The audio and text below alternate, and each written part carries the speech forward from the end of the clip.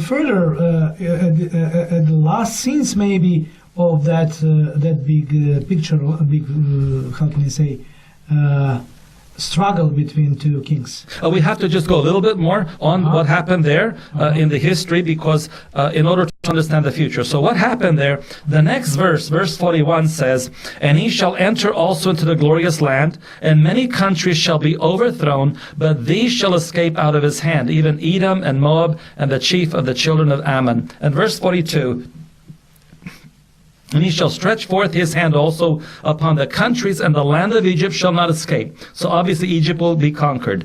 And verse 43, "But he shall have power over the treasuries of gold and silver, and over the precious things of Egypt, and the Libyans and the Ethiopians shall be at his steps." Now that's very important to understand, because this is speaking about the king of the north. Now what happened?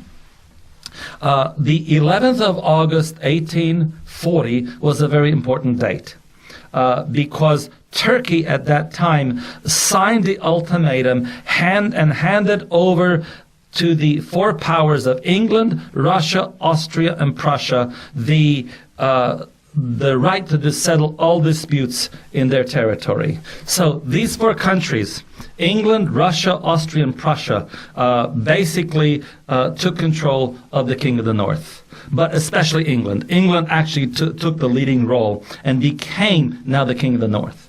And in reality, they then went down and they fulfilled those other verses, because from 1882 to 1936, England had direct control over Egypt. And not only Egypt, they went all the way up. Libya was considered as northern Africa up to that time, not just a country of Libya. And then Egypt, the British went all the way down to Sudan. And when they took over Sudan, they were at the doorsteps of Ethiopia. And so these verses were fulfilled. What happened in the moment when one of the kings, for example, North King, as we have now, that situation, conquer the other king? Who is then he? Is it the northern or southern? Because we have in one person, in one kingdom, in one king, both of them. Do you understand my question? Absolutely, absolutely. It's not a confusion if you look at the whole history. Okay, that's why you got to study Daniel 11 from the beginning, not just at the end. Because what happens is the king of the north was considered Syria for many years, but in the beginning it wasn't. It was controlled by the general Lysimachus. But it was the eastern king that controlled not only Lysimachus' territory, but also Cassandra's territory in Greece. But then in the Bible, it was identifying the king of the north, specifically what he was doing. In this case here, he controls everything, just like Rome did. Rome controlled the entire territory, and yet when he was the king of the north, it shows what he did during that time. So in this case here, it shows the king of the north shall do this, this, and this, and Egypt shall not escape. And he will go all the way, it says, and the Libyans and the Ethiopians shall be at his steps. So in this case, it is talking about the king of the north doing this, and it's also talking about the British and the others that were doing it all the time. And then they went and did the following things, and you can see they controlled Egypt all the way till the 1930s. And we are now into what verse? We come now to verse 44. 44. We go to verse 44. It says now, so here you go, but again, keep in mind that it's not going to be Britain necessarily, it's not going to be Egypt or France or whoever it was before. We have to look at who controls at the time. And the problem with a lot of students of prophecy in the past is that they got locked into something. So they would get locked into Turkey. This has to be Turkey. It could be, it may not be. It just depends on what happens in the world. So you have to watch what happens in the world, and then you'll see exactly when it fulfills. So in this case here, verse 44 says, "But tidings out of the east and out of the north shall trouble him." So here you have some tidings, and therefore he shall go forth with great fury to destroy and utterly to make away many. Now, you find a lot of things, both a little bit in history. A lot of people used to apply this to the Crimean War, because it was at that time because everybody wanted to get a hold of Istanbul. Istanbul has been a very a desirable location as far as the control of that region is concerned. Russia always wanted it. England, everybody wants it. And so the Crimean War was fought over who's going to control Istanbul, and the other powers, England and some of the other powers, they thought that Russia wanted to control Istanbul. And so when they did that, that's how we had the Crimean War. However, that may have been part of this, but in reality, this is talking about a future event.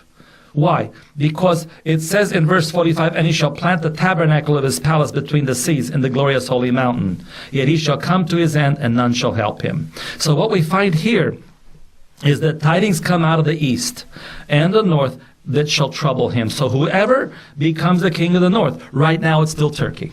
Mm-hmm. It's still Turkey till this day, because Turkey has regained that entire region there. And it says here that tidings out of the east. And if you look on a map directly east of Turkey, you have, obviously you have China sitting there. And a lot of people in the past never gave China much thought. But in reality, China is a great power straight east from there. A little bit just to the south is India. You're talking about another great power. We're not thinking about them. And then you have all the other ones, Pakistan and Iran and Iraq. These are powers that have been showing us a lot of things in the world lately. To the north, obviously, is Europe. Just a little bit across the Black Sea, you have Russia. You have all these people of interest. So here, tidings out of the east and out of the north shall trouble him. Therefore he shall go forth with great fury to destroy and utterly to make away many. So you're talking here about the power that controls Turkey. And right now it's Turkey itself, obviously. But obviously when they hear that people want to come over, they're going to fight really hard. And you can see they're building up a resistance. You know, a lot of people don't give the Muslims a very good, very much. But they're doing a lot of things, and you can see all those things that are happening in Europe today, the Middle East, everywhere else. All the world powers are getting involved with Muslims. No, why? The power that you cannot avoid in geopolitical thinking and so on, even religious, right? Let's go more about Turkey. Turkey, something strange is going on in the political sphere. Turkey, if you follow that, it's likely to go out of the control of NATO. And it was the country on that very important region, as you mentioned, very important for strategic reasons. And now it looks like that they go much along with Russia, and not so much along with America. Yesterday, a few days ago, I saw the news that America's deputies and representatives just flee into Istanbul and go there in Turkey to figure out and to arrange those relations, which are obviously not so good as it was before. Can you tell us more about that, maybe regarding that verses and that ideas from Daniel chapter 11? Istanbul has been the key city there, right? Mm-hmm. Why is that not the capital? Why is Ankara the capital? Well, you have Washington in America, not New York, right? Yeah, but Istanbul was always the leading city there. That has been the key city for centuries. You look at since the day that Constantine moved the Eastern Roman Empire to Constantinople, which is today's Istanbul, that has been the center of everything. But you see what's happening, it's startly moving. Why? And it's interesting that the president there has been talking about what he really wants. What does he want? He wants Jerusalem to be the center of things. Mm-hmm. Okay, and look at the next verse, verse 45. And he, this is still talking about the king of the north, he shall plant the tabernacle of his palace between the seas in the glorious holy mountain. Yet he shall come to his end, and none shall help him. So we find here that the power that controls Turkey eventually is going to end up having its capital in Jerusalem. Mm-hmm. And when he's there in Jerusalem, eventually he shall still come to his end, and none shall help him. And when this happened, verse 1 of the next chapter, at that time Michael shall stand up. Mm-hmm. It is at that time that everything comes to an end. And it goes on in that chapter, other things here. But that's why we have to look at that. Now, what does it mean? What's going to happen when he plants the tabernacle between the two seas? Mm-hmm. Now, this is very important for us to understand, because a lot of people look at other Bible prophecies and they don't realize the connection between the two. Now, when it says the holy mountain, often it talks about, obviously, Jerusalem. So we know this was originally talking about Jerusalem. And what's going to happen in Jerusalem? This is the interesting part. What actually does the Bible prophesy will happen in Jerusalem? Let's take a look at Isaiah chapter 2, verses 2 through 9. This is really a critical part of what is going to happen in the city of Jerusalem when the king of the north puts his tabernacle between the two seas. This is Isaiah chapter 2, verses 2 and onwards. It says, "And it shall come to pass in the last days." So we're talking about the last days of earth, "that the mountain of the Lord's house shall be established in the top of the mountains, and shall be exalted above the hills, and all nations shall flow to it. And many people shall go and say, Come ye, and let us go up to the mountain of the Lord, to the house of the God of Jacob, and he will teach us of his ways, and we will walk in his paths. For out of Zion shall go forth the law, and the word of the Lord from Jerusalem. And he shall judge among the nations, and shall rebuke many people, and they shall beat their swords into plowshares, and their spears into pruning hooks. Nation shall not lift up sword against nation, neither shall they learn war anymore." Now that's an interesting passage, and a lot of religions are, Christian religions, are looking forward to a time when the house of the Lord will be established on the top of the mountains. All nations will flee to it, and all that. That's interesting. But you know, if you compare this verse with Micah chapter 4, and most people don't see the relationship, but Micah chapter 4, and we're going to look at verses, starting with verse 1. And notice this now. "But in the last days," same thing, right? "Shall it come to pass that the mountain of the house of the Lord shall be established in the top of the mountains, and it shall be exalted above the hills, and people shall flow unto it. And many nations shall come and say, Come and let us go up to the mountain of the Lord, and to the house of the God of Jacob. And he will teach us of his ways, and we will walk in his paths. For the law shall go forth of Zion, and the word of the Lord from Jerusalem. And he shall judge among many people, and rebuke strong nations afar off. And they shall beat their swords into plowshares, and their spears into pruning hooks. Nation shall not lift up sword against nation, neither shall they learn war anymore. But they shall sit every man under his vine and under his fig tree, and none shall make them afraid, for the mouth of the Lord of hosts hath spoken it." Very similar with that. Almost, it's identical. It's actually identical, with one exception. And this is the key, because without looking at this exception, and that's the next verse, verse 5. Verse 5 is different. So here you have a central place. This is Jerusalem. It's talking about Jerusalem. You're going to find the church of God. Obviously, this is going to be Christian church. It's not going to be the Muslims. Although we can see the Muslims, we're going to see something's going to happen, because you're going to have the Muslims there, because that's the king of the north right now. But it may change. Okay, so we have to watch and see what's happening. The Muslims want it. Temple of Jewish, Solomon Temple. It's talking here about Christianity. Okay, has to be a Christian church. Okay, but what are the results of all that? We think of this utopia of peace and safety and everything else, and turning your swords into plowshares, your spears into pruning hooks. You're talking about peace and safety. You're talking about the law of God going from Jerusalem. All nations are flocked to it. But verse 5 in Micah 4, that's really critical in this whole picture. Why? We're thinking of peace. We're thinking of religious, everyone coming to God, mass conversions. What kind of conversions?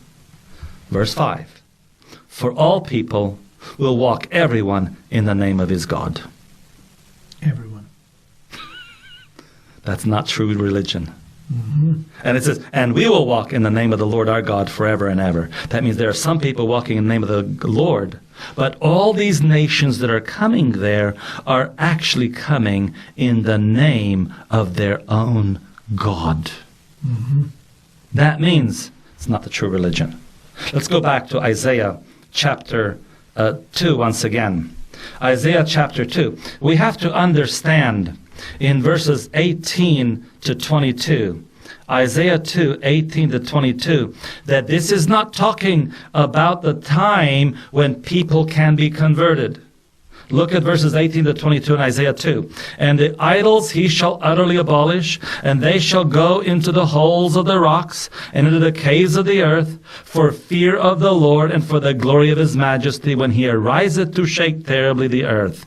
In that day a man shall cast his idols of silver and his idols of gold, which they made each one for himself to worship, to the moles and to the bats, to go into the clefts of the rocks and into the tops of the ragged rocks, for fear of the Lord and for the glory of his majesty, when he ariseth to shake terribly the earth. Now we have a true God, right? Now we have the true God.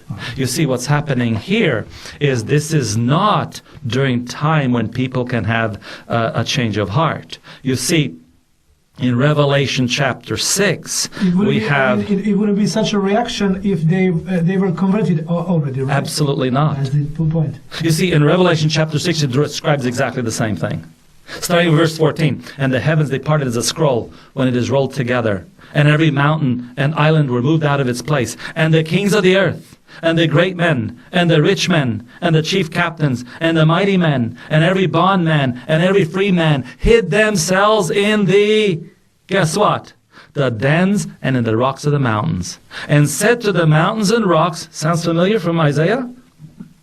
Absolutely. And said to the mountains and rocks, fall on us, and hide us from the face of him that sitteth on the throne, and from the wrath of the Lamb. In other words, it's not mass conversion. It's a fake religion. Mm-hmm. It is a professed Christian religion. It has to be a professed Christian religion that unites together with that government that is in Jerusalem. The king of the north is the civil government that moves there, but it's going to combine together with the fallen Christian religion.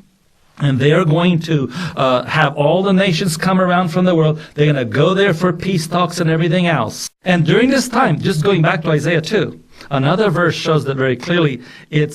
This whole thing comes to a crisis after Michael stands up. We don't have time to go through and show that that's the close of human probation, when there's no more forgiveness of sins. But in Isaiah chapter 2, verse 9, it says, and the mean man bowed down, and the great man humbled himself. Therefore forgive them not. Mm-hmm. There's no forgiveness of sins at that time. And so when you look at that, what's happening there, it obviously shows that it's connected to Christianity. The powers are working together. It's a church-state relationship that we're talking about here. And Jerusalem is going to be the center of all this action. And yet, it is not that spiritual utopia that many people say. For example, in Micah 4 verse, it doesn't say God says, it says many nations shall come and say. In Isaiah, it says many people shall come and say. Mm-hmm. And then they talk about, if you remember, it was talking about beat your swords into plowshares and your spears into pruning hooks, right? What does God say? Let's look at what God says. Joel chapter 3, verse 9. Yeah, it is, not 19, verse 9. Mm-hmm. Here's what God says. Remember, man says, beat your swords into plowshares and your spears into pruning hooks, right? Here's what God says. Proclaim ye this among the Gentiles. Prepare war. Wake up the mighty men. Let all the men of war draw near. Let them come up. Beat your plowshares into swords. Mm-hmm. And your pruning hooks into spears. Let the weak say, I am strong. Not a word about peace. It's absolutely the opposite of peace. So, in reality, what we're going to be looking at, what we're looking at in the future, all these things that are happening there in the Middle East, it's setting up for the king of the north to put his Jerusalem to be the headquarters. The Christian religious element unites together with them, and all nations are going to be gathering together for world peace. Mm-hmm. They're gathering there for that moment. And in 1 Thessalonians chapter 5, God tells us very clearly what is going to actually happen when people say this. 1 Thessalonians chapter 5, verse 2, for yourselves know perfectly that the day of the Lord so cometh as a thief in the night. When is he going to come? Notice verse 3, for when they shall say peace and safety, then sudden destruction cometh upon them as travail upon a woman with child, and they shall not escape.